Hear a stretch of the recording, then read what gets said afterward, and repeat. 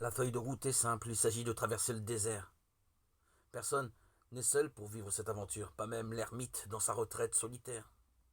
Nous sommes tous appelés à quitter nos maisons intérieures pour former un peuple en marche sous le soleil de Dieu. Si nous entendons l'appel à partir au désert, c'est parce qu'un jour, déjà lointain ou encore proche, nous avons d'une certaine manière traversé la mer Rouge en étant plongés dans les eaux salutaires du baptême. Depuis, nous progressons avec plus ou moins d'assiduité dans notre condition nouvelle de fils de Dieu.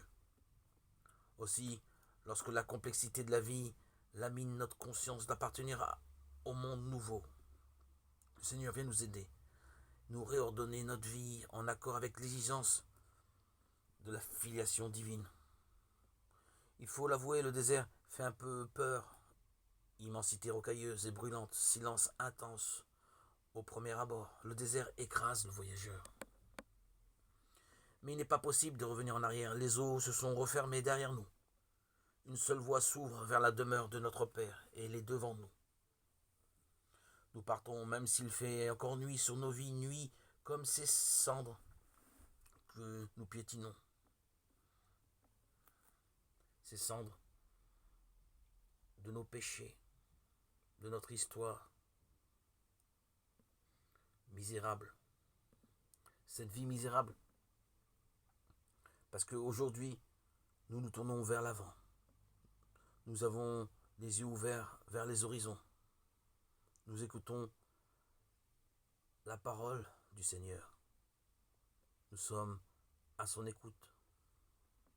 Revenez à moi, Jean 2,12. Cette parole trouve son écho dans la conversion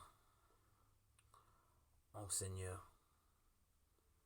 En croire à sa parole, c'est croire à l'évangile, c'est se repentir. Cette parole qui se tient en présence de Dieu demande à être approfondie, déployée dans l'amour partagé.